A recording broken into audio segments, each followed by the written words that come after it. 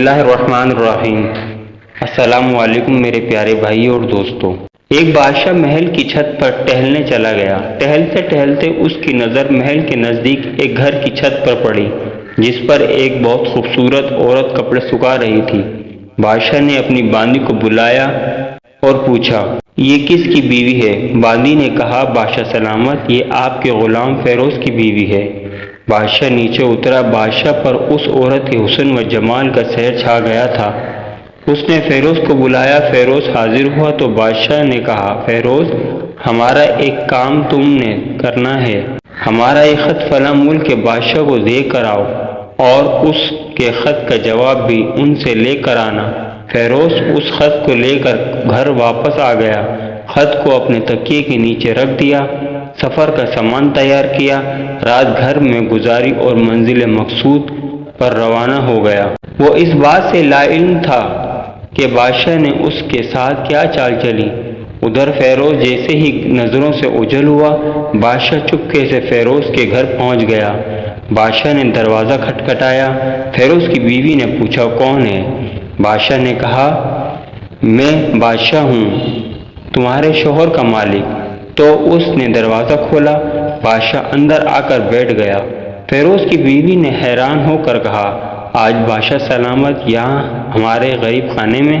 بادشاہ نے کہا، میں یہاں مہمان بن کر آیا ہوں۔ فیروز کی بیوی نے بادشاہ کا مطلب سمجھ کر کہا، میں اللہ کی پناہ چاہتی ہوں، آپ کے اس طرح ہمارے گھر آنے سے مجھے کوئی خیر نظر نہیں آ رہی۔ بادشاہ نے غصے میں کہا، اے لڑکی، کیا کہہ رہی ہو تم؟ شاید تم نے مجھے پہچانا نہیں، میں بادشاہ ہوں، تمہارے شوہر کا مالک۔ فیروز کی بیوی نے کہا، بادشاہ سلامت، میں جانتی ہوں کہ آپ ہی بادشاہ ہیں، لیکن بزرگ کہہ کر گئے ہیں، شیر کو اگرچہ جتنی بھی بھوک لگی ہو لیکن وہ کبھی مردار تو نہیں کھاتا۔ اور کہا، بادشاہ سلامت، تم اس کٹورے میں پانی پینے آ گئے ہو جس میں تمہارے کتے نے پانی پیا ہے۔ بادشاہ اس عورت کی باتوں سے بہت شرمسار ہوا اور اس کو چھوڑ کر واپس چلا گیا اور اپنی چپل وہیں بھول گیا۔ یہ سب تو بادشاہ کی طرف سے ہوا۔ اب فیروز کو آدھے راستے میں یاد آیا کہ جو خط بادشاہ نے اسے دیا تھا وہ تو گھر ہی چھوڑ کر آ گیا۔ اس نے گھوڑے کو تیزی سے واپس موڑا اور اپنے گھر کی طرف واپس چل پڑا۔ فیروز اپنے گھر پہنچا تو تکیے کے نیچے سے خط نکالتے وقت اس کی نظر پلنگ کے نیچے پڑے بادشاہ کے جوتوں پر پڑی جو جلدی میں بادشاہ بھول گیا تھا۔ فیروز کا سر چکرا گیا اور وہ سمجھ گیا کہ بادشاہ نے اس کو سفر پر صرف اس لیے بھیجا تھا تاکہ وہ اپنا مطلب پورا کر سکے۔ فیروز کسی کو کچھ بتائے بغیر چپ چاپ گھر سے نکلا، خط لے کر سفر پر چل پڑا اور کام ختم کرنے کے بعد بادشاہ کے پاس واپس آیا تو بادشاہ نے انعام کے طور پر اسے 100 دینار دیے۔ فیروز دینار لے کر بازار گیا، عورتوں کے استعمال کی قیمتی کپڑے اور کچھ تحائف بھی خرید لیے۔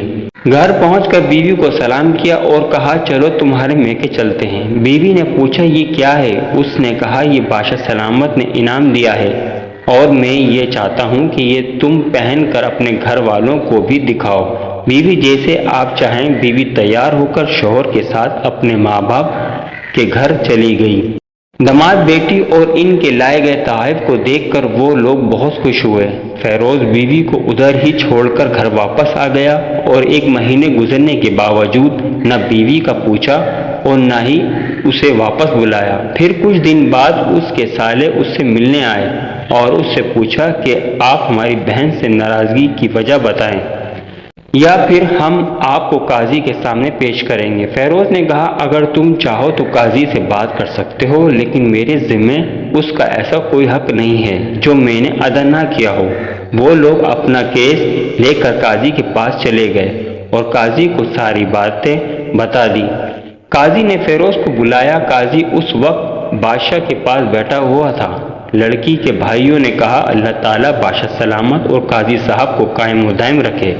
قاضی صاحب، ہم نے ایک سرساب باغ، پھلوں سے بھرے ہوئے درخت اور ساتھ میں ایک میٹھے پانی کا کنواں اس کے حوالے کیا، لیکن اس شخص نے ہمارا باغ اجاڑ کر رکھ دیا، سارے پھل کھا لیے، درخت کاٹ لیے اور کنویں کو خراب کر کے بند کر دیا۔ قاضی فیروز کی طرف متوجہ ہوتے ہوئے کہا، بھائی لڑکے، تم کیا کہتے ہو اس بارے میں؟ فیروز نے جواب دیا، قاضی صاحب جو باغ مجھے دیا گیا تھا وہ اس سے ویسے حالت میں نے واپس کیا ہے۔ قاضی صاحب نے پوچھا، کیا اس نے باغ تمہارے حوالے ویسی ہی حالت میں کیا ہے جیسے پہلے تھا؟ انہوں نے کہا، ہاں ویسی ہی حالت میں واپس کیا ہے، لیکن ہم اس سے باغ واپس کرنے کی وجہ پوچھنا چاہتے ہیں۔ قاضی صاحب پھر فیروز سے مخاطب ہوئے، ہاں فیروز تم کیا کہنا چاہتے ہو اس بارے میں؟ فیروز نے کہا، قاضی صاحب میں نے باغ کسی بغض یا نفرت کی وجہ سے نہیں چھوڑا، بلکہ اس لیے چھوڑا کہ ایک دن میں اس باغ میں آیا تو اس میں نے شیر کے پنجوں کے نشان دیکھے، تو مجھے خوف ہوا کہ شیر مجھے کھا جائے گا، اس لیے شیر کے ڈر کی وجہ سے میں نے باغ میں جانا بند کر دیا۔ بادشاہ جو ٹیک لگائے اس سب کو سن رہا تھا کہنے لگا، فیروز تم اپنے باغ کی طرف سے مطمئن ہو کر جاؤ، اس میں کوئی شک نہیں کہ شیر تمہارے گھر میں آیا تھا، لیکن وہ وہاں پر نہ تو اپنا کوئی اثر چھوڑا سکا اور نہ کوئی پتا توڑ سکا اور نہ ہی کوئی پھل کھا سکا، اور وہاں پر تھوڑی دیر کا مایوس ہو کر واپس لوٹ گیا۔ اور اللہ کی قسم میں نے کبھی تمہارے جیسے باغ کی گرد لگی مضبوط دیواریں نہیں دیکھی۔ جب فیروز نے دیکھا کہ بادشاہ اللہ کی قسم اٹھا رہا ہے تو اس نے یقین کر لیا اور اپنی بیوی کو لے کر گھر واپس آ گیا۔ تو قاضی کو پتہ چلا اور نہ ہی کسی اور کو کیا ماجرا تھا۔ کیا خوب لوگ تھے جو اپنے گھر کا راز کسی کو ظاہر نہیں ہونے دیتے تھے۔ اپنے گھروں کے بھید کسی کو ظاہر نہ ہونے دو۔ اللہ پاک آپ کو ہمیشہ خوش اور آباد رکھے، آمین۔